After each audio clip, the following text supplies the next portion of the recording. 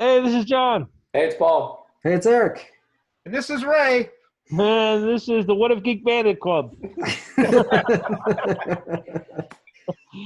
Welcome to another COVID-19 episode of What If Geeks. I've learned one thing from this. I need to wash this towel.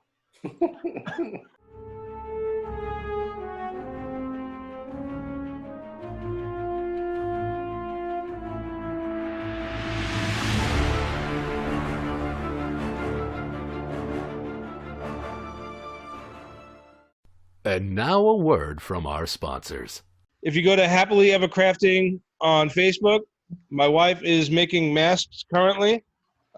Hit her up on Facebook, Happily Ever Crafting. And if you need a mask, they do have a spot for a filter that you can slide in there. If you need a mask and you can't find ones in the store, they're better than nothing. They're not the medical ones, obviously, but at this point, what's been going around the news is cover your damn face. Mention that you heard it on What If Geeks and you can get two for $10. We are also brought to you by Independence Pressure Wash. Just this past weekend, I had these guys come out and pressure wash a bunch of stuff around my house. It was part of my house, front porch, driveway. The playset in the back was getting moldy. We did that. Guys are really, really good. They're located in Central Florida. Give them a call if you want meticulous work for a really good price. All right, so it's Independence Pressure Wash. Call Richard Colazzo.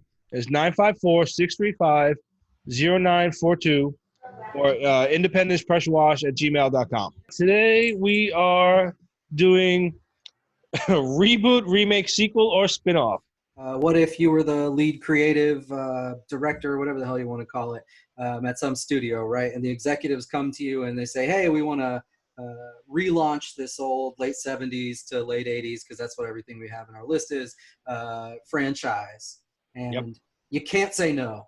You can't say no because you're going to get fired. I guess you could say no, but you're going to get fired. So They said, we bought the rights to thus and such, and we're making it, so figure it out. we picked, I think we picked about 14 I titles think for there's this 14 one. of them on there. Yeah, so we won't do all of these, but they are all late 70s to late 80s era movies that are, I think they're all mostly sci-fi related. Pretty close. Yeah, so we'll let the wheel randomly pick for us. We'll do as many as we do. For this, a reboot is you can completely stray from the original source almost as much as you want. You can introduce new characters, new plot lines, new settings. You could really alter the whole thing as long as the sort of core of the movie stays the same, right? But other than that, you really don't have to do much. A reboot can alter about as much as you want. A remake is staying opposite of this, right? You're staying true to the source material. You could do minor character changes. I suppose you could throw in a new character if you wanted, as long as you didn't alter the main ones that were already there. You can do minor plot alterations. You can do updates to cinematography and special effects. Obviously, it's half the point. And you could even alter things to have sort of like more modern socio-political issues included, as long as, again, you stay true to that source material. Yeah, so you have like about 75%-ish or more. Yeah, I think so. Probably, I would say close to like 80-85% maybe. So sequel, obviously this also stays true to the source in the sense that you're writing a sequel and you're not pretending like the original doesn't exist. I suppose also in this category, we could have prequels. Good night, everybody. Right. Good night, buddy. Good night. Good night, Colin. Night. I love you. And then last but not least, we have a spin-off. That's where you take, a character, a setting, a plot thread, whatever it is that was in the original work, and you do a whole film based on that or a whole series based on that. All right, let's get started. So let's see if I can pull up the decision wheel here.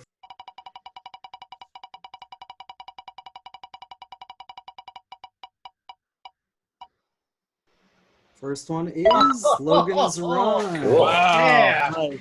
All right, so Damn. this was Ray's choice to add to the list. So I think, Ray, you want to give us a quick synopsis of the movie?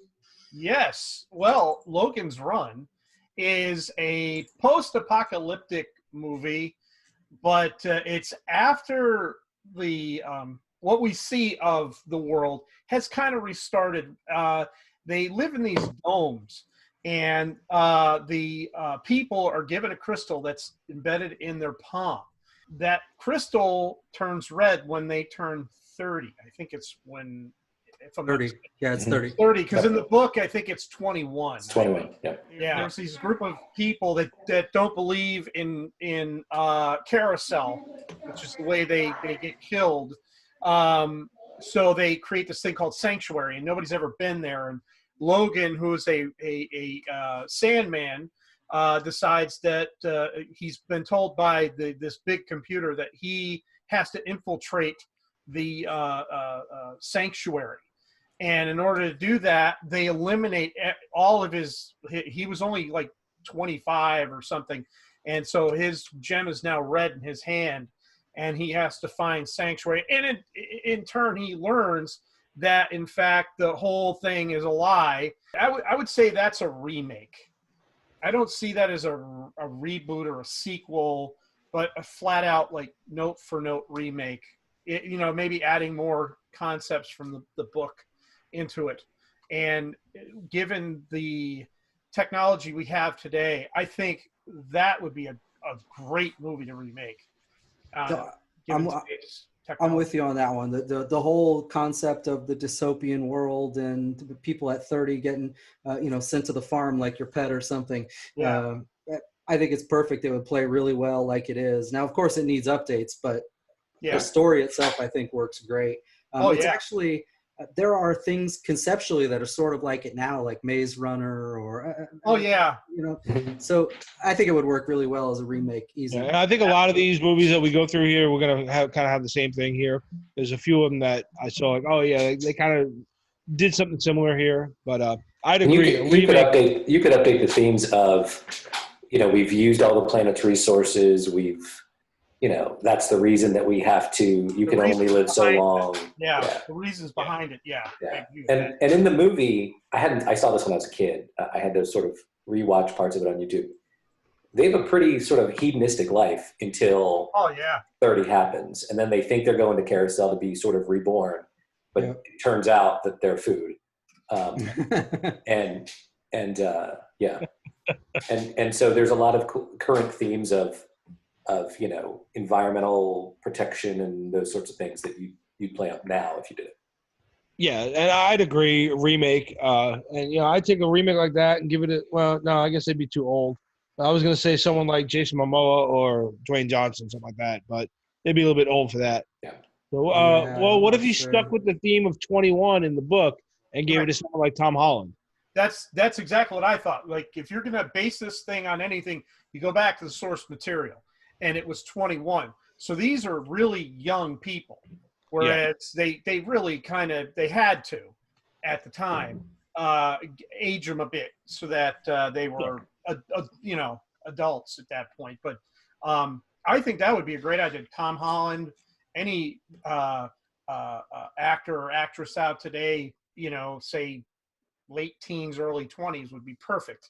Oh yeah. You throw a few of those like main ones now, like Millie Bobby Brown or Finn Wolfhard, but have someone like Tom Holland running the whole thing. Yeah, that would be cool. I don't even know if you need to necessarily. I mean, all those dystopian movies that were coming out, like Divergent and The Hunger Games. I mean, they were all relatively fresh faces, and they all did well anyway because the theme is so engaging to people in the modern socio-political setting. You could give it to an unknown and just a bunch of unknowns and let them run with it. Yeah, that's why I'm shocked that this movie hasn't been remade in the last 8-9 years with everything that has come before it. With, like you said, Hunger Games, Maze Runner would be another one.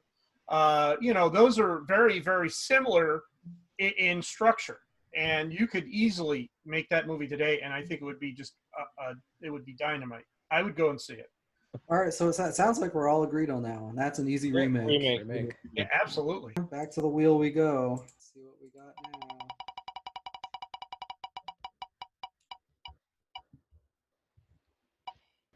Oh, it went to Krull. Oh, rolled over the edge on Krull.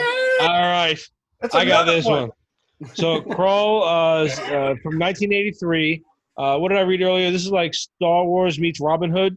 Yeah. And I've said time and again that this is the way a Masters of the Universe movie should be made. Right? Yep. You got some lasers, you got swords, you got all kinds of sword and sorcery, but you got some technology in there. And essentially the most of the, well, not most of, but a good amount of the effects kind of hold up. You know, like if you watch it on like the streaming service, Mostly, they're mostly. pretty good. Yeah. You know, they're pretty good. They can be tweaked. But so we got on the planet of Krull, an evil creature called the Beast. That's very generic. Decimates the world's army and kidnaps the lovely Princess Lissa. She's played by Lizette Anthony, and she's destined to become queen. And her brave Prince Colwyn comes to her rescue. He's leading a motley band of warriors, including Ergo, David Batley, right, and Keegan, to rescue her. Yeah. However, before he can face the Beast, Colwyn must locate a mystical weapon known as the glaive. The glaive. Which he can use to slay the hideous villain. All right. First of all, well, let's go here. Keegan is played by, which I didn't realize, I forgot about this until I watched it about 2 years ago, Liam Neeson. That's right. A very young, you almost wouldn't recognize him when you first see him. No. I didn't. Yeah. I rewatched this yesterday because it's for anybody that didn't catch the post on Facebook, you can actually watch this for free on Crackle TV right now if you don't mind commercials. Yep. So I rewatched the whole thing just for fun. I have the Blu-ray. Yeah, and one of my favorite arguments I ever watch Eric get into is whenever anyone posts, Liam Neeson's the only person to never be killed on screen, and Eric starts right off, Krull, Star Wars Phantom Menace, and he just goes Krull, Excalibur, A Million Ways to Die in the West, Men in Black International, Gangs of New York. Like, this guy has died in like over a dozen movies. I don't understand why people say it's because people watch one ever kill him on screen. Like, that's all they watch. Star Wars the only movie you ever watched? This was his second movie, if I'm not mistaken, too. Yeah. Because his first movie was Excalibur, and then the following year there was this one. Yep. Krull. Krull. Yeah. So so he plays Keegan. Then you got Prince Colwyn was Ken Marshall. Yeah. This is the only thing I remembered him from because I didn't watch the other one was a Star Trek Deep Space Nine, right? Yeah, he was in the Deep Space Nine series for like probably must have been like 3 years. He played Lieutenant Commander Eddington. It was several episodes anyway, several runs. Yeah, I never watched that. Again, I was never the biggest Trek fan. The biggest part of Trek that I liked was Next Generation. So it's laughable that I have not watched Picard yet. Oh my God! Don't get me started. I know. Another episode. I'm still waiting for Paul. But before you give your answer here about reboot, remake, etc., did you guys know that this was a total bomb in the box office? I looked up the numbers for this. Oh yeah, it made 16. This is one of my favorite. Yeah. It made 16.9 million in the box office, but its budget was 50 million, which is actually pretty high for its time. There is a reason for that, because movies of this type were not making money back then. Because you had E.T. and everything else coming out until Star Wars, and then even though they were sci-fi movies, this was more. It was sci-fi, but it really wasn't sci-fi. It was kind of a weird combination. I think that's what hurt it. But I saw it in the theater and fell in love. Like, I got the first print VHS tape when it came out. I still have that. I have my Blu-ray somewhere in this mess. It was just one of those movies. Like, I would love a glaive to hang on my wall. I have the arcade game on the Game Crate. I mean, it's the Atari game. I remember. I love playing. I have the Atari one on there too.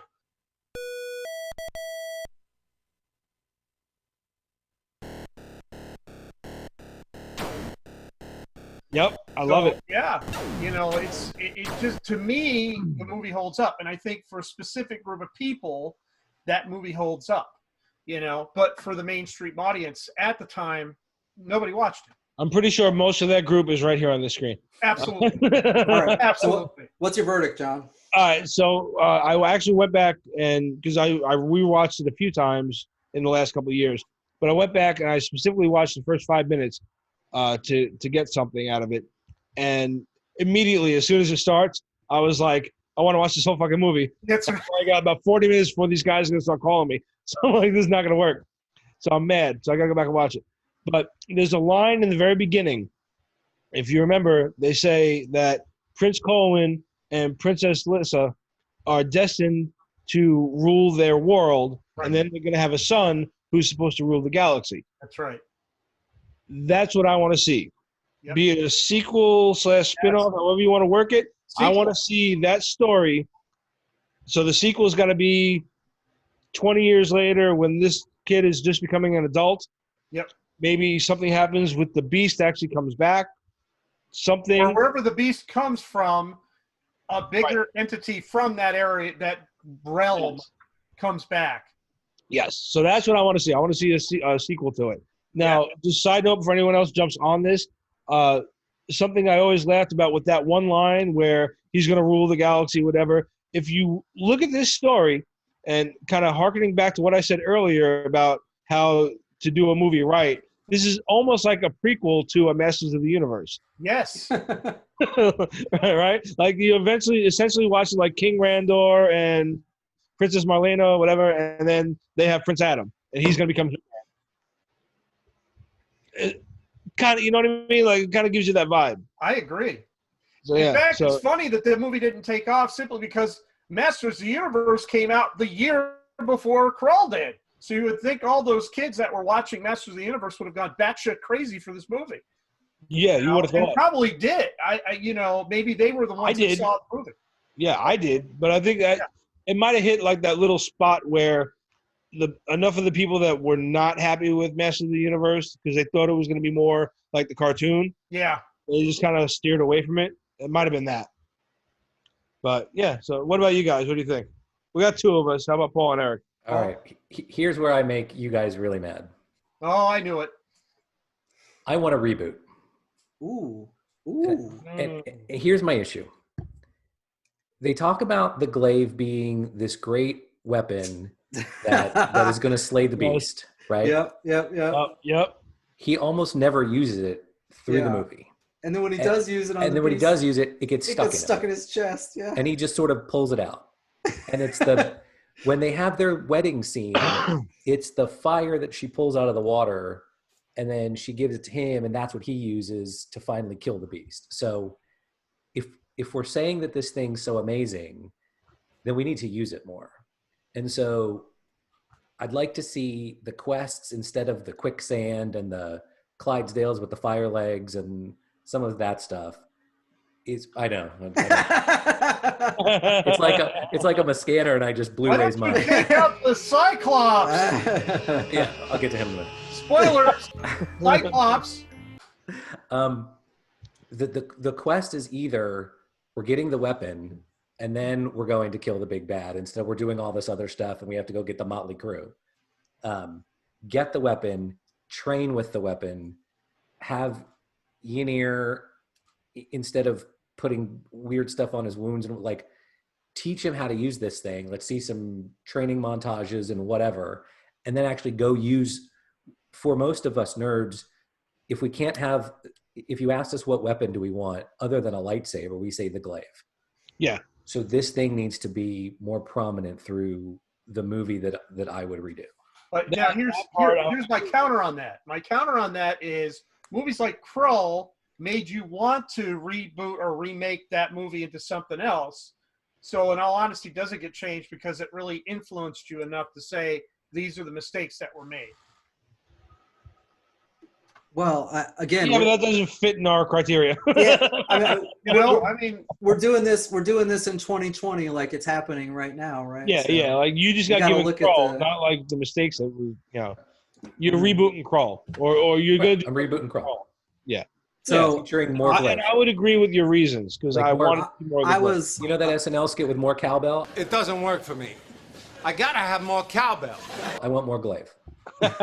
Okay, well you could do that with a not a reboot, a sequel. Yeah, if you were to do just to actually remake that movie. Yeah. You could in fact do more with the glaive. You could do more with everything. I think the problem was there were no expectations for this movie. Like they had zero. Secondly, with the technology they had, they probably said, we can give you these shots for this much money. Because it wasn't digital, it was all, practical effects and, composites and things like that. So I think, in all honesty, if you went back and made that movie today, you could make a great Krull with the technology we have now without much of the movie at all. I mean, you could do a special edition for crying out loud. and have that glaive flying. He can let it go at one point, just back and forth all over the place. Have the glaive run through the credits. You know? Well, I mean, it did. It did in the original one. It ran through the opening credits, yeah. Yeah. It did. Eric, what about you? So I am, well, I'm going to agree with both of them somehow. But what I've written in my notes when this is I said, we can remake this, but it needs some heavy changes. And I specifically have the exact same points here. I said the glaive is silly as hell because it gets stuck in the beast chest. They almost never use it. It needs to have more. The final battle needs some serious overhaul. Oh, absolutely. Like, the whole thing is ridiculous. Like he's fighting the beast from like a million miles away. It's like the beast is on a movie screen on the other side of him, you know, and he's like throwing the glaive at it and just waiting. Yeah, okay, got it. Right. And then he ends up killing him with the fire, but it's like shooting out of his hand. And again, he's like a mile away from him. Like, okay. Yeah, that was the part that there I was needs to be an actual battle with the beast, like a really high stakes battle where the glaive can kill him too, by the way. I don't know if you need to have fire. Although part of the point of the movie though is like the love dominates or whatever, right? Right. It wasn't the glaive, you use it when you need to. I think maybe that need to was just when he used it to free Listen.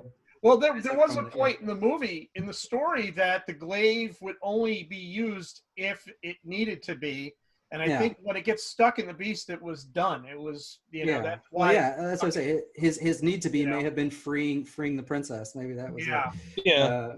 And then I definitely want to see more. The power of love wins. But anyway, I don't think it should be that way. There was definitely more need for that glaive. There needs to be more glaive use. I agree with Paul. So I had put remake on here. But I was doing that as a remake, as like 25% of this I'm gonna redo to put more glaive in there, to get better effects, to have a serious in battle scene, and in fact the beast. I just noticed this rewatching it. Didn't really strike me at the time, but the beast looks like it was made by the same people that did the Creature from the Black Lagoon. Yeah. It's like he looks like Jabba the Hutt was slumming it with the Creature from the Black Lagoon. Well, I think in all honesty, they didn't even know what the thing was supposed to look like. Yeah. He looks like he's projected on a giant screen when he's fighting. Yeah, like, exactly. I always thought it would have been really cool, like Universal could have done a stunt show with Krull and have the beast on a giant screen, just like in the movie, and he's tossing frisbees at him or something. Because that was the impression I got as well. Like I would have liked to see the beast be able to change form, maybe change size, come down to the level where they could actually have a fight. That would be cool. That would be amazing.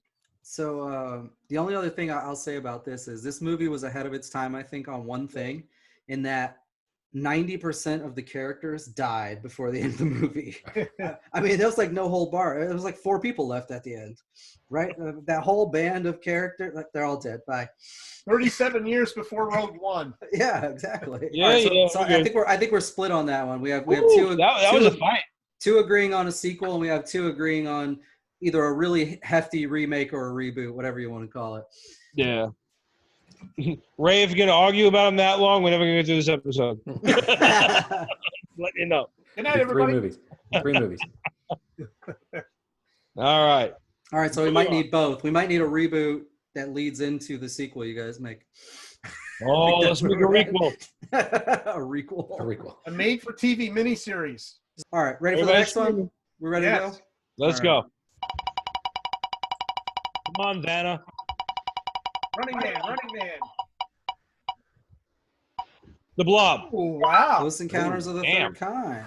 Okay. All right, so I'm gonna take this one if you don't mind, because go ahead. Yeah, there's some interesting stuff on this that we can talk about before you make your decision. Sci-fi adventure.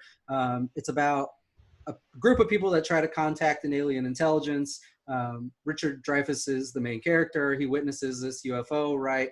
And he refuses to accept sort of the explanation, and he's basically give up his whole life to go pursue it and figure out the truth, right? I mean, that's it in a real rough nutshell. This movie actually did, I think, incredibly well when it first came out. I'm trying to remember. Second movie. Yeah, and he only had about a $20 million budget on this one. It ended up doing over $300 million in the theater, which is crazy for 1977. I mean, that is a massive return. Especially considering it came out after Star Wars. Yeah. And so if you want to watch this one, it is also free right now on the Sony's Crackle TV with commercials, so you can watch it.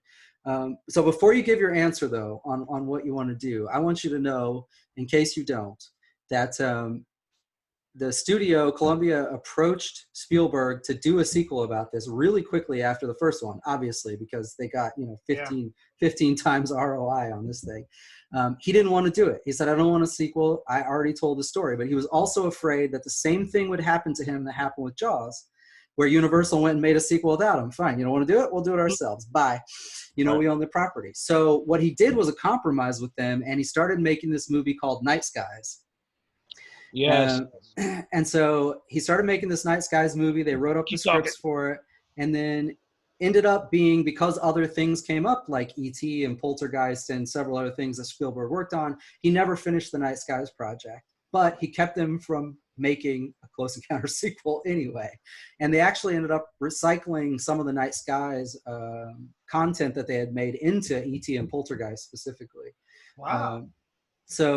Night Skies was going to be not necessarily tangentially related to Close Encounters in the sense that it's about aliens, but that was going to start with this one UFO story that he had learned from one of the UFOologists or whatever you call them that he had talked to during Close Encounters. It was a story about a family who had been terrorized by these alien gremlins, like out on a farm in the middle of nowhere. And so that's where that Night Skies was going to start. So it's going to be sort of related to Close Encounters, but not really a sequel. And again, he just didn't want to continue that story. He thought he had told it, right? So, which I agree with. Yeah. And then one more thing before we hop into this. If you guys didn't see it, I sent you a link, but Sony had teased about 3 years ago that they were going to do a sequel anyway.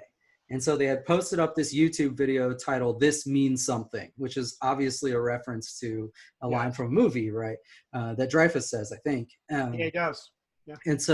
And then in that video, there was a thing about air traffic control towers and picking up every once in a while something random that doesn't belong, And the video was very vague, but then there was a link to a website, and the website was wearestillnotalone.com. Right? And if you went there, you could register to get updates on whatever this thing was that they were doing. Right. They didn't send out any updates on what they were doing. And now wearestillnotalone.com, if you type that into your browser right now, it dumps you to Sony's homepage, Sony Pictures homepage. It doesn't actually go anywhere. So I don't know if they were doing that because maybe they thought they were going to do like, what would that have been, a 40th anniversary re-release or something? Well, they could have been doing it to see if there was any interest. Yeah, maybe just to gauge interest from general audience, to see if people, how many signed up. If 1 million people don't sign up, we're not making this movie. Maybe that's what it was. Yeah, I don't know really. So anyway, so there's all that background for you before you make this decision on whether you want to do a reboot or a sequel or whatever. I missed half the background. Good. Yeah, too bad for you. That's all right. So I'll be all right. For me, I think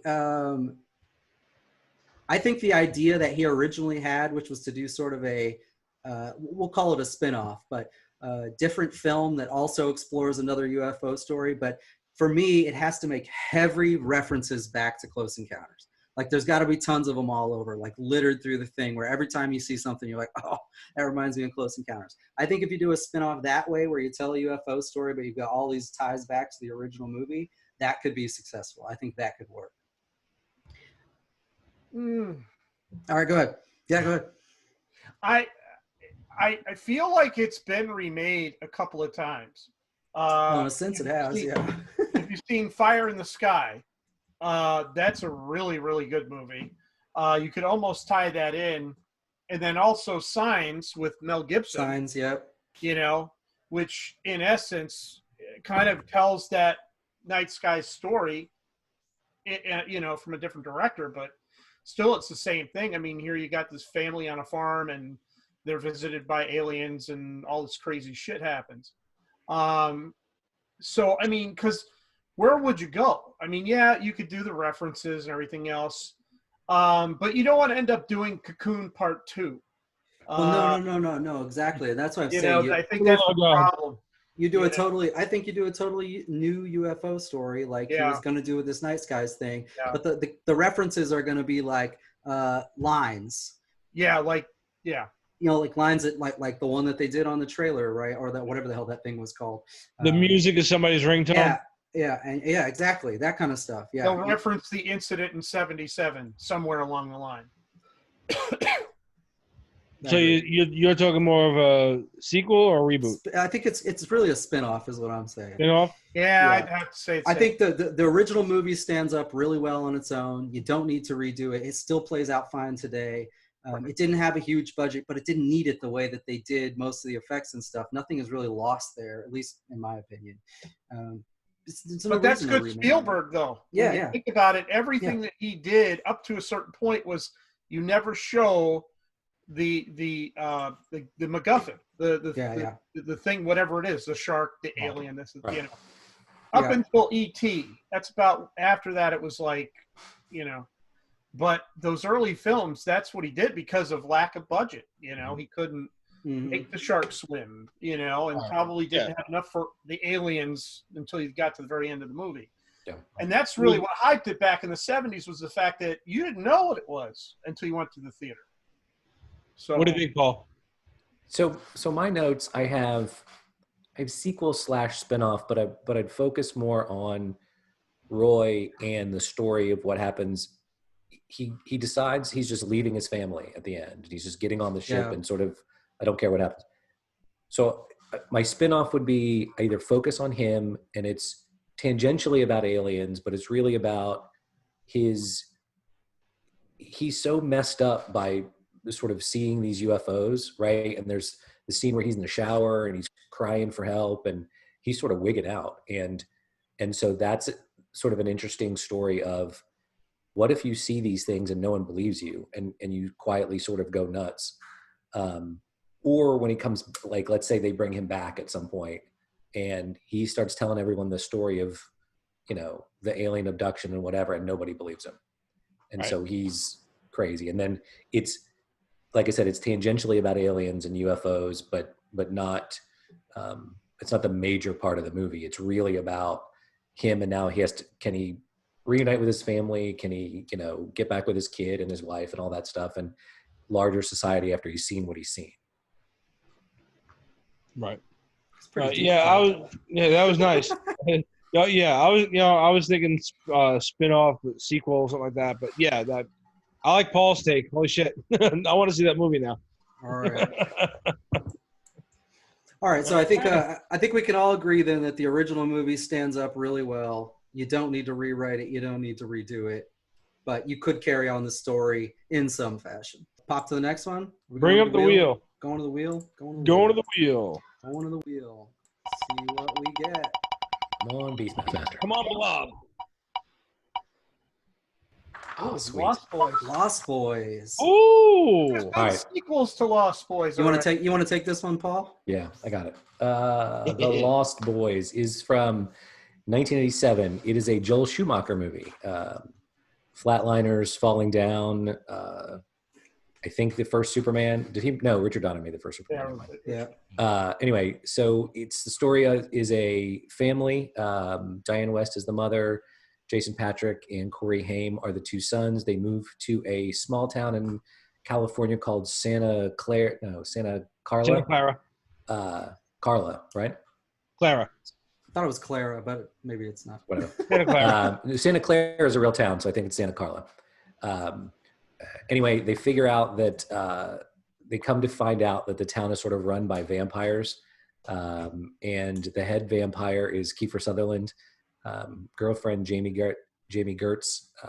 Oh, I fell in love with her. Yeah. And they are a group of vampires, and so the older brother is turned, and Corey Haim, along with Corey Feldman, which starts the long run of the two Coreys. The Frog Brothers, the comic nerds, sort of team up to defeat the gang of vampires. I don't go into my notes. Okay. So here's what I've got. This movie, I love this movie, by the way. I do too. Yeah. It's sort of got every sort of great 80s thing to it. It's got a really good soundtrack. Jamie Gertz is in it. Like I said, Kiefer Sutherland, 2 Coreys, Jason Patric. There were 2 sequels. It took until 2008 till they made Lost Boys: The Tribe, and then 2010 Lost Boys: The Thirst, both of which I think may have been straight to video, both of which were reportedly terrible. They were awful. So I think a remake is sort of unnecessary because this movie's really good. Some things that I read online, Joel Schumacher had an idea for a sequel. And keeping in that theme, what I would do is I would reboot it. And I'd keep essentially the same story, but I'd change boys to girls. And I'd make it the Lost, and I'd make them sort of biker / they're vampires, but kind of biker chicks. That's not where I thought you were going. The kids that move to town would be girls, and they have to in some way, meet up with other either nerd girls or something else to fight the vampire girls. Okay, so can I pause for a second before we go anywhere? Yes. Because that idea he just presented on the direction I thought he was heading. CW, you guys know that CW has the rights to do a series for this? Do they really? I do know they're coming out. I didn't know. Yeah. So they ordered just a single pilot episode. When they got that pilot episode, they hated it, and they said, go back and do it over again. So Catherine Hardwicke, who directed Twilight, she is going to direct this pilot episode for this. But the major change they're making is the boys that fight the vampires, they're going to be girls now. Yeah. Not the vampires are girls, but the kids, they're going to be girls. That's the major change they're making. It was apparently Joel Schumacher had it in mind to do a sequel with girls.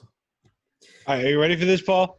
All right, one, I looked it up real quick. I pulled Captain Google for Paul since he was talking. It's the town of Santa Cruz. The way it works, and I saw this on YouTube today, is they filmed it in Santa Cruz, and they told them, we're making this movie, blah, blah, blah. We're going to call it Santa Cruz. And Santa Cruz said, you can film it here, but you cannot call it Santa Cruz. Right. And so they're like, all right. So they made it Santa Carla. Yes. Yeah, so it is Santa Carla, but they filmed it in Santa Cruz. All right. Now, Paul, just to show that, the original Geeks are way too in sync, I wrote, they did a sequel, maybe a reboot, swap out the Frog Brothers for Frog Sisters or something, and then move on from there. Right. Same. Yeah. I said if you swap out where we've had these conversations where I'm like very against race and gender swapping for just shits and giggles, this is one where it might fit okay. Where like some of these movies where like the character is essential to the story, the gender here might not necessarily be, you can kind of play around with a little bit. You get something like, because then you can almost get like more of a Buffy the Vampire Slayer vibe too, which might speak to more of the current audience too. They want to see more empowered females. So I went right with that. At least the Frog Sisters. I didn't go the entire thing being women. I wouldn't mind seeing biker chicks running around. Thanks. That was a nice touch. But I went with Frog Sisters. So, yeah. So I guess the 2 reboots. Yeah, I'm with you. Reboot. I put Reboot as a series though. I just think in general, vampire series right now seem to do way better than any movies. I would much rather see this on a streaming service. Yeah. Yeah, I mean, you could say Buffy, but there's so much more modern ones. We've had like True Blood and V. There's a bunch of them, right? And they've all done fairly well. The Originals, I think, is a vampire one too. There's so many that are out there now. Yeah, there's a lot. But so I think that's the way to go. It'd be a lot better. You can't turn on Netflix without falling over a vampire series. Yeah, my only comment would be, though, like this going on CW, that's not a good platform for vampire stuff. If you can't have the gore and you can't have sort of the, sexual things that are just... It gets too part and parcel of, yeah, I think you have to do it on a streaming service or HBO or something like that. But I'm with you. I'm with you on Reboot as a series. Go ahead, Ray. Yes, Ray. You're all gonna hate me. I did not like this movie when it came out at all. Zero. What? And I'll tell you why. Because people, it's been nice knowing Ray. This will be my last episode. Go ahead, Ray. Go ahead. Because a year or two before Lost Boys, and don't get me wrong, I mean, it was a fine film, but it wasn't like my favorite. But 2 years before, you had Fright Night, which was a better vampire movie, a much better vampire movie. I just wasn't into whole goth kids living in California who are a vampire. Yeah, it was. The punchline was cool that you find out the dad is the mayor and the vampire and the this and the that. But as a movie, but Ray, in the soundtrack you have the soundtrack. The soundtrack is fine. The soundtrack is fine. You have Cry Little Sister, which is one of the best songs ever, and it was remade by Disturbed. I understand. You got the soundtrack. That's great. Listen to the soundtrack all you want. I didn't like the movie. I went and saw it. I saw it in the theater when it opened, and I thought Fright Night's better. You also have Corey Feldman channeling Rambo. I mean, how could you go wrong with that? The movie was okay. It existed. That's, in my opinion. You could do whatever you want with it. Are you remaking it? Huh? Are you remaking it? What are you doing with it? Oh, yeah. Within the confines of this episode, what are you doing with it, right? You could take the videotape and use it as toilet paper, because obviously we need toilet paper. You could reboot it, but, okay, we're going to gender swap and everything. But it's the same fucking movie. So who cares? Then just say that. I already know the punchline. It's like, we could do Titanic 2. I already know the ending. Who cares? Titanic 2. We're about to have it with one of those cruise ships with all the COVID-19. All right. Don't go down that road. All right, we're not getting a vote here. Yeah, just if you just decide not to vote, just say you're not going to vote. That'll be a lot quicker. All right. We'll go with let's do Remake. I'll go Remake. There you go. All right. Thank you. All right. Thank you. We're gonna tangent on to other movies. We're gonna be here all fucking night. Are we going back to the wheel? Please. Back to the wheel.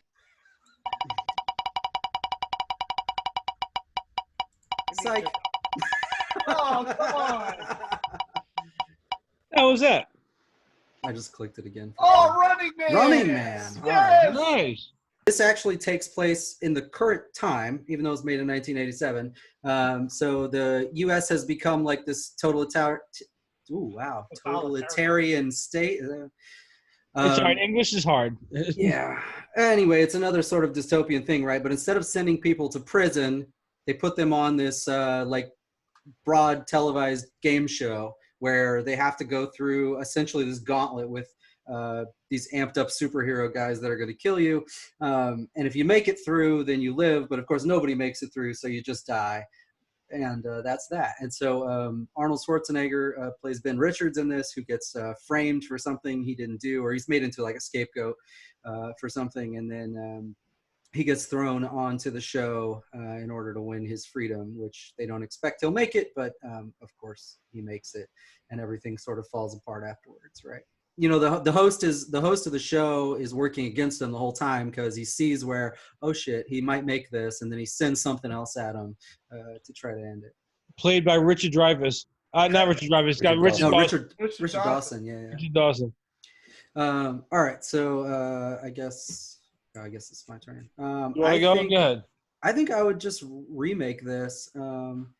Obviously, couldn't do it with Schwarzenegger, but I liked the story. I mean, you could update some stuff, like the opera singing guy with the electric suit was a little ridiculous. I think you could modernize that somewhat. But in general, I liked the premise of this movie. I always thought it was entertaining. And again, dystopian stuff plays really well now, so why not?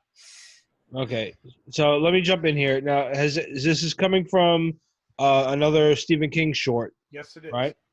How many of us have actually read the novella? I have not. Okay, all right. Outside of Schwarzenegger's character being set up, whatever, actually none of that. Outside of him joining a game show, that's it, right? So yeah. Hunger Games, whatever. Hunger Games is closer to the Running Man book than the Running Man movie. All right. Right. The book itself is dystopian future, right? He needs money to get his family medication, right? His kid is sick, so he joins this Running Man competition. Okay, and then that's it. You got to be cut off from your family. He's running around. They're gonna hunt him, but there is none of this opera singer and all this game show shit. They really ramped that up for Schwarzenegger. 80s. Yeah, for Schwarzenegger in the 80s. Yeah. They ramped that up, so you had to have special enemies to fight. I take it back to the book, right, where you have just – it was more like – you remember in when he was in Total Recall and just the agents were following him? Yeah. It was like that.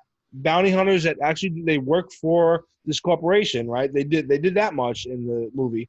They work for this corporation, but they're just bounty hunters, right? They're out to kill him. Some of them are better than others, and he knows that, right? But that's it. He's on the run. He's got to survive whatever it is, and then he'll get money for his family, right? So that's it. He'll keep sending money to his family as long as he lives, and then he's got to get to the end, and he wins his freedom plus whatever, right? Do that story from the book. Don't do all this special bullshit. So you're gonna reboot it to be more like the book, and it's gonna be probably more thriller than action. Absolutely, yeah, more thriller than action, and then I put Jeremy Renner in it, and just run from there. How about you guys? Paul, you want to take this one? Go ahead, Ray.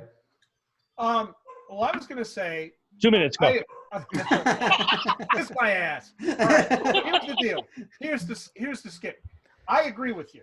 I think the novel went in this one direction, and then Schwarzenegger got involved, and then it went in a whole other direction. That's exactly what happened. I have the Blu-ray somewhere. It basically became a vehicle for him, and of course, Stephen King was not happy about that at all. And he always said that was one of the movies he would remake if he could. Given that, I think where our society is today with reality television, you could actually remake that version of Running Man today, and it would really hold up. I think Running Man is one of the few movies from the 80s that does hold up in that respect, that we live in a society of reality television, that we are this close to doing something like the Running Man at this point. I've been saying that for a while now. I'm with you. You go ahead and throw in the over-the-top characters and everything? Yes. I would do the whole thing. That's what reality TV is, isn't it? You take that, you put them together, you've got this like spectacle that people would watch. Yep. You know, and I always like the undertone that this large corporation involved that made the Running Man. This is like their number one show, period. Right. Like this runs their entire empire, and those are the tones I liked about the movie that were in the book. But I think that part of it was expanded enough in the movie that you really felt that. You really felt that was what this movie was about, was this giant corporation that didn't keep their promises and letting people go. And then you end up in that locker room and you see the corpses laying there, and these are the guys that won. And I really dig that. And I think with today's society, you could literally remake that movie about a reality television show that, of course, doesn't exist right now, but could in today's environment. I really do. All right, Paul, what do you think? No, I agree. My notes are remake. Now, I've not read the book, so I'm going from the movie, but I would remake it. And you don't have to do much to it. I mean, you change sort of like you mentioned, the opera singer guy and the slightly over-the-top sort of professional wrestling characters. But yeah, to Ray's point, we aren't that far away. And everything of reality television lends sort of perfectly to this, these themes of justice being a show. We're not far from that, and so I have remake. Okay, right. To both of your point, I still want to see my movie, but to both of your points, yes, I like your movie too. We do your movies or your movie. We replace Richard Dawson with Steve Harvey, just like they did in Family Feud. There you go. Totally right. Instead of gladiatorial warfare, the events are something you'd see on reality television today, like you'd be a cook-off. You'd make something, but if you didn't make it right, you got killed. You're in a sing-off. You don't sing right. You get killed. That would really tie into everything that everybody watches today. No, that could Every work. piece That could of work. fluff that they watch. You know get how voted off the island. You get voted off the island. Yeah, but you're dead, right? Gone. You know how in District 9 they did sort of like side news pieces where it was like, oh, it's so bad that person died, but it's part of what's going on. Like you could do little segments like that as part of the reality thing where you go behind the scenes, and you're like, oh yeah, it really sucks that I had to kill that guy, but. As people are watching Running Man, there's I feel bad for his family. Little ticker on the bottom from America's Top Chef just got blown up or whatever. Every time they do that, that confessional where they're talking right to the camera, like, I didn't want to have to kill him, but yeah. Yeah. That's what I mean. That would. All right, I'm in. I'm totally in on that. That's a good. All right, I'm in on both. We can do much like we did the Child's Play and Child's Play. We can do that. We can make both. Right. All right. I'm good. All right, back to the wheel then. Here we go. Back to the wheel. All right, here we go. Come on, Blob. I can't guarantee you anymore, but That's okay. We'll stay on top of you. Gremlins. Ooh. Being redone though. All right, so it's a prequel. Well, this was 1984. Yes, 1984. So this guy is looking for a gift for his son, and he goes to Chinatown, and he finds this little mogwai thing like hidden under a blanket in the cage. And of course, the shopkeeper doesn't want to sell it to him, but he does for some reason. I guess money talks. I don't even remember how they got to the point where he was like, "Okay, fine," but terrible, awful things are going to happen. The kid brought it out to him and sold it to him behind the guy's back. Is that what happened? Exactly okay. Man, I guess I need to watch it again. Why I'm here. Yeah, thank you. Anyway, so they eventually sell it to him. Don't expose it to bright light. Don't expose it to water. Don't feed him after midnight. I think those are all the rules, right? And of course, every one of those things pretty much happens because why wouldn't it? Quickly. Yeah. So director for this was Joe Dante, who did Inner Space, which I really like that movie, by the way. Where they had I love Inner Space. Yeah, we'll have to get to that one at some point. He also did Howling and Small Soldiers, which was another interesting one. It's cute. I think this was Corey Feldman's first movie before they were the Corey team. Friday the 13th part. Oh, yeah. He wasn't Friday the 13th. I think it was Friday the 13th part 3. It was right before Gremlins started shooting. Okay.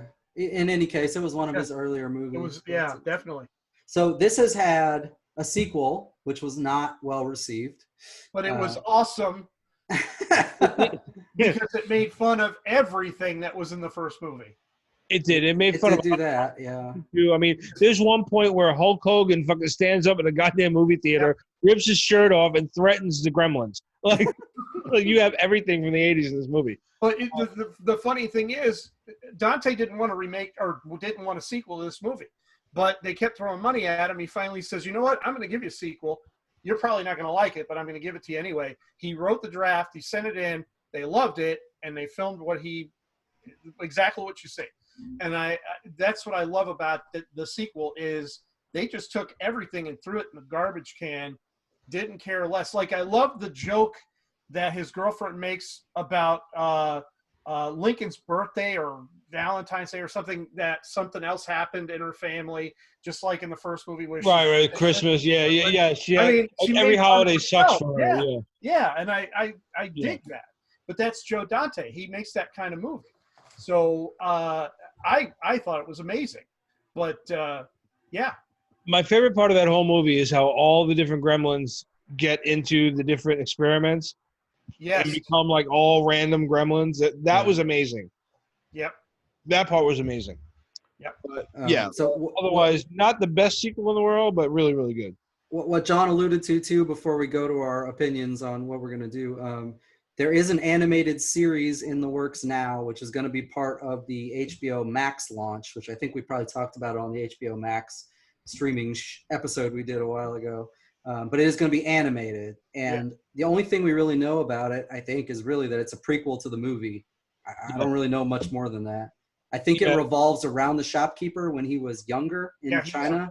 He's a little boy. That's the only thing. He's a young boy, and he's got Gizmo. So go figure.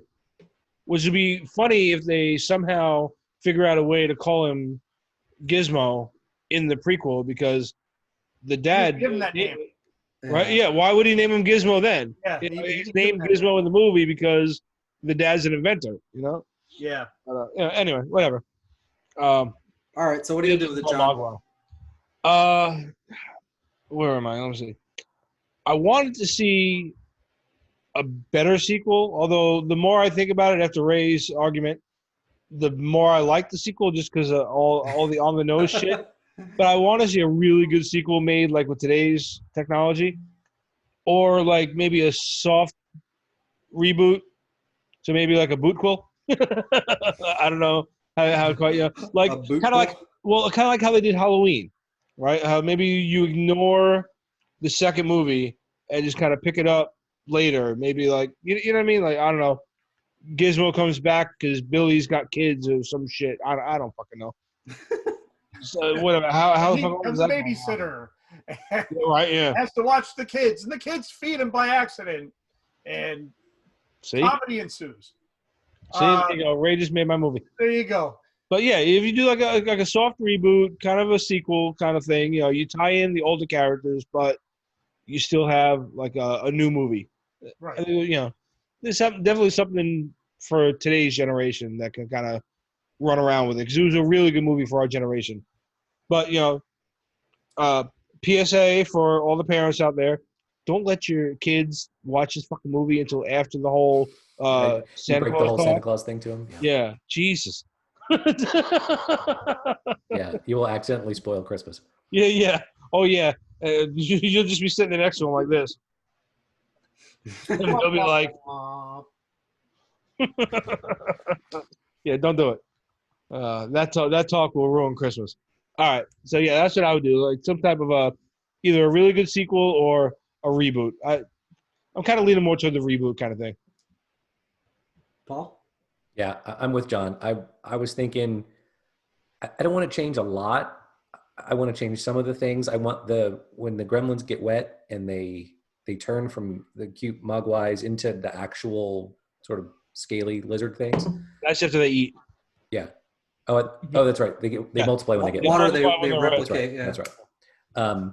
I want those meaner and less sort of like, I want them really like murderous, terrible things instead of like, I mean, they kind of get into hijinks and you know, that sort of thing. Like the killing sort of, I guess, implied and they cause a lot of damage and mischief, but like, I want like a murderous band of psycho beasts. You do launch Mrs. Deagle off of her fucking chair off the stairs. I want that. That's got to be redone. Yeah, I want them more horrible to look at and more evil. And then I want less teddy bearish, still sort of cute like you'd want one, but less sort of teddy bearish on the first. So I'm doing sort of soft reboot. Okay. I'm in the same boat. Soft reboot for me. I think they could update the puppeteering technology a little. You know, we've seen some cool stuff with Baby Yoda, but otherwise the story works. I'm with Paul. I'd always like to see a little more gore and scare, but yeah, I think soft reboot's a good way to go. I'm with you on that one. You really thought I was gonna screw the pooch here. No, I have to agree. The one thing I liked about the first one is it was much darker than the second one. And I think if you took it back to its roots and you really made it a horror movie, i.e. like Critters and all the other ones that came out shortly after, like the last 4 or 5 years after the first one came out, I think you'd have a very different feeling movie. He brings it home. It's not as cute and cuddly, but it's really cool. Mm-hmm. And maybe it's not as friendly, and it doesn't like chum up to him so quickly.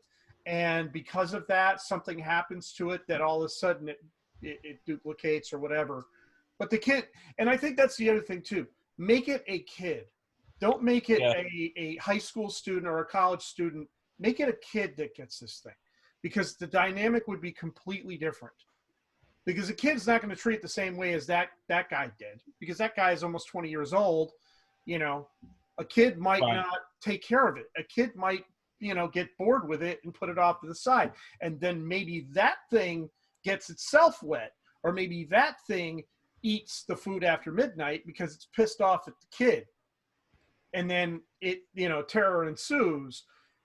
But maybe afterward it reverts back and then goes to another kid, you know, and you now we got a Chucky thing going on. Holy shit. That's my point. You could do so much. That would be cool. You know, and he's got one of the kids from Stranger Things written all over it. Oh, absolutely. I'm surprised they didn't reference that movie at all in Stranger Things. Like that just shocked the hell out of me. But that's what I would, so I agree with you guys. That's the direction I would go with it. Back to the wheel. The wheel of reboots. Here we go.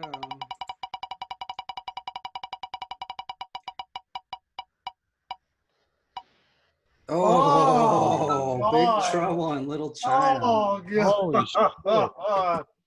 Oh. You know, this was probably one of my favorite sci-fi movies of all time. I love this movie. I probably watched it more than any of the others on the list. When we come down to this, you have to make a decision. I almost didn't want to with this one. Like, just leave it the fuck alone. That's exactly what I said. That movie's perfect. But so how I felt too, but we got to make a decision. Yeah, we got to make a decision. So you want to take the synopsis, John? Yeah, hang on, I lost it. No, that's all right. All right, so I'll do it. It's fine. Go. So 86 film, Jack Burton, who's played by Kurt Russell, is the main character. He gets stuck in this really strange conflict that's going on in San Francisco, Chinatown. Honestly, the way that this movie is set up, he's kind of the hero, but he's also like following the whole time. Like he has no idea what the fuck's going on. He's never like in the know, and it always takes like somebody else to sort of save him and let him do his heroic thing, right? It always is like another person. He's half sidekick, half hero. Yeah, it is. It's really interesting. The sidekicks in a lot of ways are the hero, like Wang, right? Like, yeah, at least at different points. They are the they are the hero. So it's a really interesting way to do it. So anyway, Lo Pan is this I don't know, ancient wizard guy that's cursed, and he has to marry a green-eyed Asian woman in order to break this curse, right? So that green-eyed Asian woman happens to be it's Wang's girlfriend, right? Yes. So that's it. That's where it starts. He pulls Jack Burton into this. Jack Burton inadvertently pulls in Kim Cattrall's character is Gracie. That's her name. And then the whole thing plays out. And there's so many bizarre things that happen in this movie that it's part of what makes it so interesting with all these different characters and gangs fighting and guys shooting lightning. The whole thing is just wild. But it's great. It's a great action flick, and it couldn't be more perfect with Kurt Russell in that role, honestly. Not at all. Couldn't be more perfect. So anyway, who wants to take the first stab at this? What are you doing with it? Go ahead, Ray. So, this is going to be good. This is going to be really good. You're going to love it. No, this is one of those movies in the 80s that just, it holds up completely. Like even the practical effects, you look at the movie, it is spectacular. Everything about it. I love the fact that here you have this director that's really known for horror, and this is like his second movie because he did Starman the year before. Starman. And this is kind of like just this completely batshit crazy, off the wall. It's very reminiscent of another movie I like that came out 2 years before, Buckaroo Banzai, where it just goes all over the place, and you don't expect anything. Like, you watch this movie the first time, all it's about is him getting his money from a poker match, and all of a sudden he's fighting some ancient being and all these warriors and this and that, and he has no freaking idea what the hell's going on, you know. But yet the old Chinese guy is telling you, you know, he's the savior, he's the guy who's going to save us all, and this and that. So for me personally, I would not change that movie one bit. It would definitely be a sequel for me. I want to see, there was supposed to be a sequel, and I would love to see a sequel to that movie. I don't care if it's many years later, whatever, doesn't matter. I want to see that sequel. You know, I didn't put it in the notes, but let me do that real quick. There was rumors going around in about 20, I don't know, earlier part of 2000 that Dwayne Johnson was going to produce and star in either a remake or a sequel. Okay, and so he just nobody died a knew little if that, inside. yeah, nobody knew if so that did was I. true. Well, hold on, you're going to die more when I get to this. Nobody knew if that was true. It just sort of died out. I think it was last year. The studio, which is called Seven Bucks Productions, it's a joint thing with Johnson and another guy. So they decided that they were going to do a sequel with it. They do indeed have the rights, and they are planning to do a sequel. Now, it's a sequel. You just broke my heart. But so it's not. It's. I don't think it's going to have any or many, if any, of the original characters. This is going to be sort of like a continuing the story, but not the people that were in the original story, right? So I don't know. We'll see what happens. It's not written yet. I don't want to put you off too bad. That could work.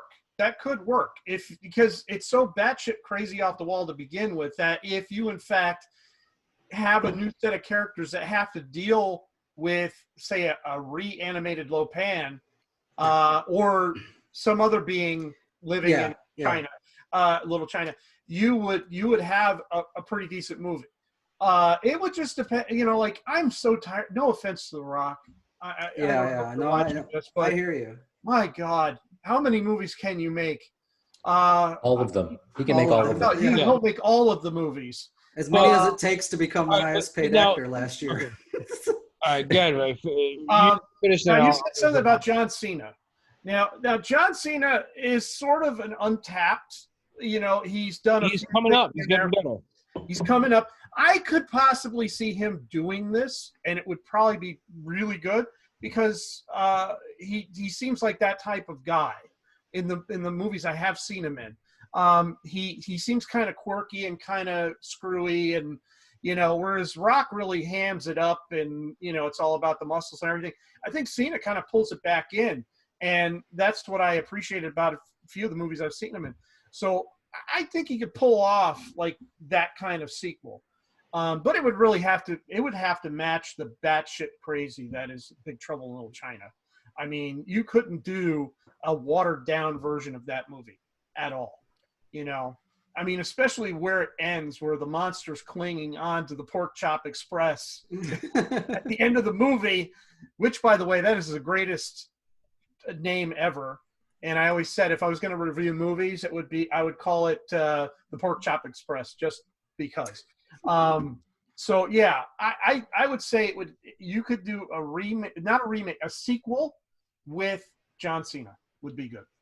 So that's my say. Okay, all right. If it's gonna be Johnson's studio doing it, if they decide to put him in the role, I could see him doing it. If you had, let's say, Jack Burton, right? What was he, truck driver? Yeah. Right. Yeah. All right. He had a furlough in fucking Hawaii. So this is his kid. Johnson's his kid. Doesn't know his dad, right? Oh God. Oh, no, Rock. No. Whoa. Because I'm gonna get back to your original point, right? Okay. Because you sold me on that. Because as you were talking about Johnson's studio doing it, I was like, all right. I developed this in my head. All right. So he goes down. He's got this furlough, whatever. Or he's got a trip, and he's an illegitimate kid. Doesn't really know his dad too well. Like, he's seen pictures of him, whatever. But all the trouble that his dad got into kind of finds him, right? You can even get maybe a cameo from an older Russell, right, in this movie, and sell it that way. Or same scenario, but it's Cena as his kid.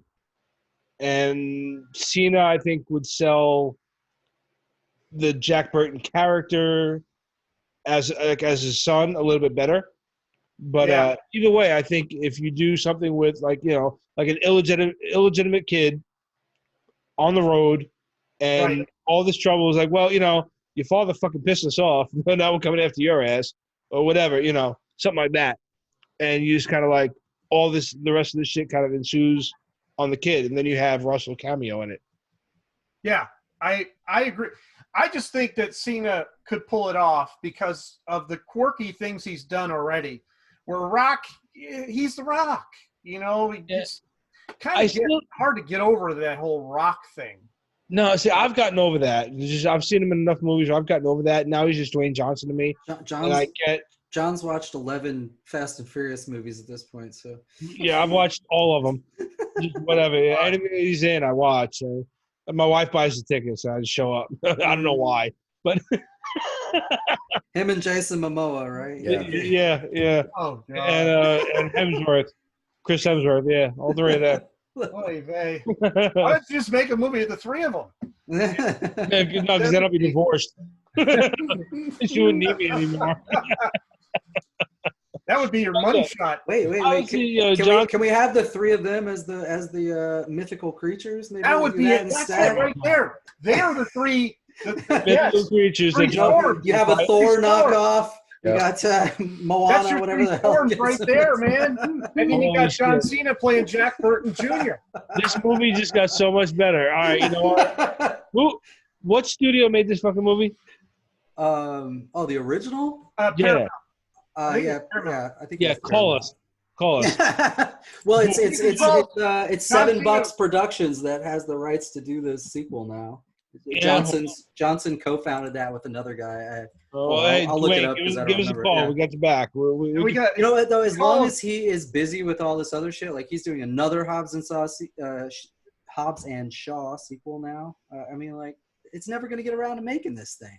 No. So yeah, but again, I mean, I forget how tight he is with Cena, but I think he's pretty tight with him. Yeah. Cena's following. He's following Rock's footsteps really well, and again, he's like Ray said, he's come up for me. There's a lot of those. Like every time I see a wrestler turned actor, I'm like, here we go. But I kind of want to root for him because I want to see if they actually got it.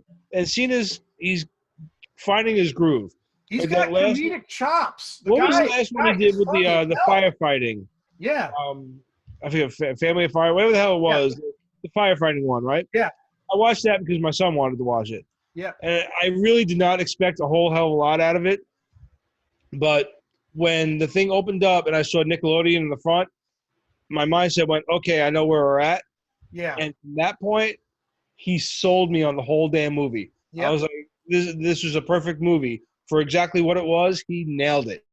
And, and other shit I've seen him in, the blockers, cock blockers. Yeah, cock blockers, yeah. Brilliant in that. So, I can see him doing it. Hey, so just because I looked it up, his co-founder for $7 is actually Danny Garcia. That's a she, but she's actually one of the producers on Big Trouble in Little China. Oh wow! Yeah, she also did. How they got a hold of it? Jungle Cruise, Hobbs and Shaw, Jumanji, Welcome to the Jungle, the Rampage movie that you love so much, John. I do. It was great. Shazam. She was executive producer on Shazam as well. So apparently she knows what she's doing. Oh yeah, nice.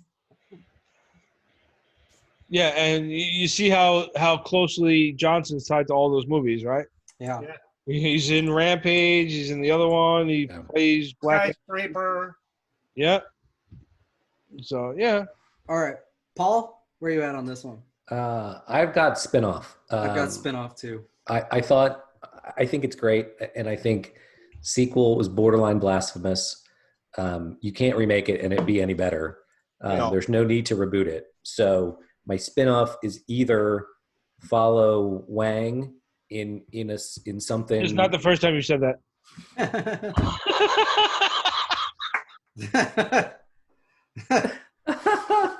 That's awesome. I'll be here all week.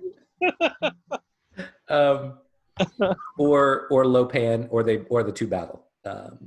So it's taking the characters and doing something else with them because the source material is so good. I'm with you. I also put spinoff.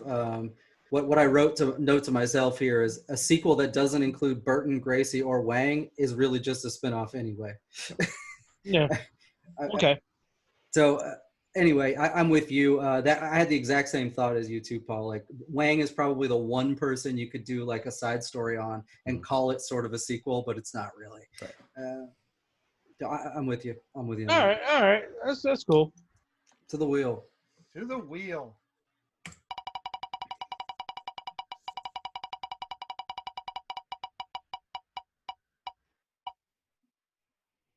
Ooh. Ooh. Willow. What a one to end on. That is one. It's funny is that was the other movie I watched. I watched Krull on Crackle TV, and then immediately afterwards I watched Willow on Disney Plus. Yeah, you posted it to us. Yeah, since I just watched it, I can do this one. So Willow is about there's this evil queen, for lack of a better term. Sure. She's a sorceress queen, though, right? Morta, and there's this prophecy that a child's going to be born that's going to be the downfall of her reign. So she imprisons all the pregnant women in the entire realm, and every time a child is born, basically checks it, makes sure it doesn't have this mark that it's supposed to have in the prophecy. Of course, one of the babies that's born at the beginning of the movie does have that mark. The mother gets killed, but she first convinces the midwife to smuggle the baby out. And then the mother gets killed. So then Wicked Ewok comes in. No. Yeah. So the midwife, they of course know that she's the one that smuggled the baby out, so they send the crazy rat hound things after her, whatever the hell those are called. And she knows she's not going to make it, and it's too late, so she puts the baby on a makeshift grass raft or something and sends it down the river, which is wildly irresponsible, but it works fine because she lands in a village with a bunch of what are they called? I forgot what they were called. That's terrible. They give them some strange names, though. They're not humans, and they're essentially hobbits, but they're not called hobbits. Yeah. They're called like Elwins or something like that, and then the humans are called Daikinis. But they're definitely eating second breakfast. yeah. They definitely are. Yeah. So anyway, so they land there, and Willow, of course, picks up the child, and they don't know what to do with it.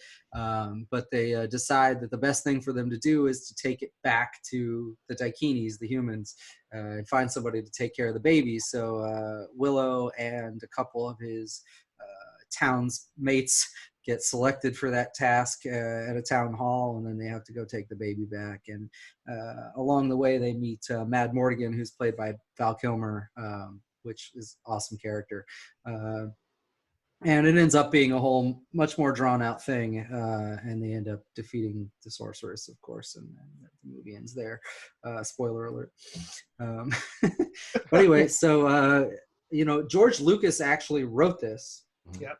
For anybody that doesn't know that, and then Ron Howard, of course, directed it. The two of them wanted to do something together, and Ron Howard is actually super fond of Warwick Davis too, which I don't know if that had anything to do with that getting put in here. Of course, Warwick Davis is also in Star Wars as Ewok, but he's actually done I think he's in 8 of the movies in various roles. Yeah, he's not in the first 2, but after that he's in 6, whatever it is. He's been in a ton of them. So anyway, yeah, so that's where we are. So Willow is a bit of an apprentice sorcerer, but he doesn't know much magic. I think I say a sequel for this for sure, as long as Warwick Davis and Val Kilmer can be involved. Mad Mortigan! Wait! Mad Mortigan, stop! Mad Mortigan! I'm warning you again! Stop! Mad Mortigan! You never, ever drive that fast with an infant! Mad Mortigan, wait! Good night, Mad Mortigan.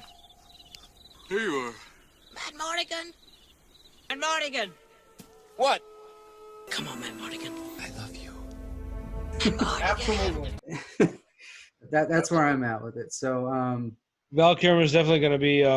Why the fuck am I doing this right now? Yeah, probably. Yeah.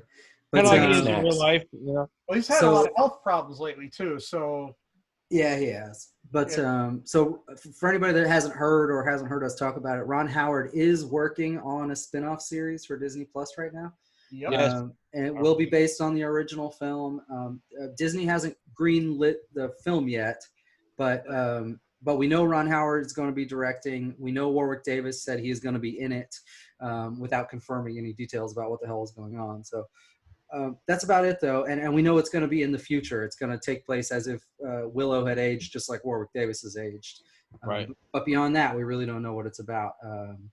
So anyway, series format. But anyway, I think definitely a sequel on this, as long as Warwick Davis can be in it. All right, let me jump in here and I'll let you guys go. I said the same thing, and actually, because I wrote this right after I wrote my review, my plot for Krull, I said another one where I'd like to follow up with the child, which is ironically because it's on Disney Plus too. Yeah.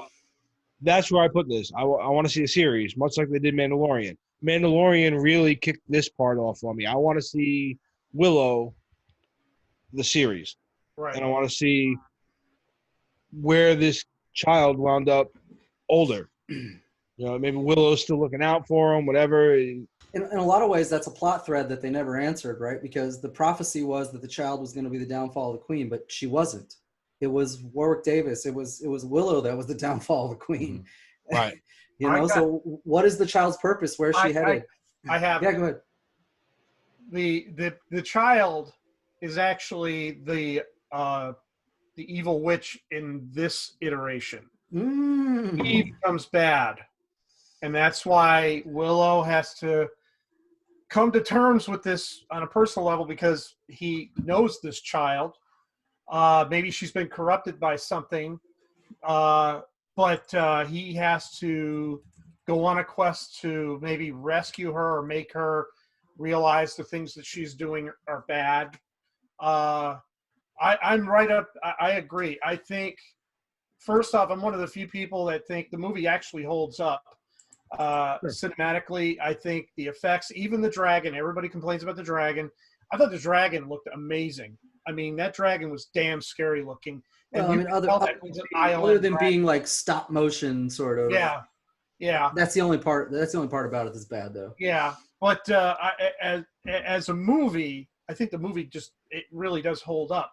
And to know that they're doing this series, that was the first thing I said when I knew that they had, most of Lucas's body of work. I said, I hope they do something with Willow, because it was that one thing that kind of came and went. You either loved it or hated it. I loved it. I thought it was a great movie. I love those kind of movies anyway. But to know that they're doing this series, really, it makes me very happy because I just love that movie.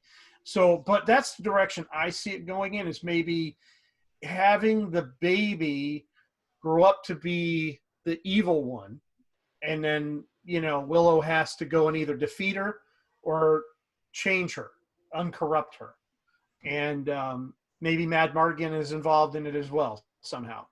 But I like that a lot. And that was the only other note I had on there, was like, it looked like I might actually get the series I want if this pandemic ever ends. But that was the closest to what's actually happening that I wanted, as far as all these options. But like, to Ray's note, if they do a series where, like you said, Willow sees this child that he protected become evil, and now he throughout the series makes every attempt to save her, and toward the end he's got to come to terms with either he's going to save her or stop her. Right. That would be a really good series. Or better yet, there's an unknown evil. He goes out to help. Then they find out maybe end of the season 1 that it is in fact the baby who grew up to be then that's a cliffhanger. It's like massive. Like, that would be cool. Wait to see what happens next. That's how you frame that up. I think that would be amazing. Disney, call us. Yeah. Disney, give us a call because we got this covered for you. I have similar notes. I have sequel, and in some of the stuff that I watched, apparently Lucas had a trilogy in mind because of course he does.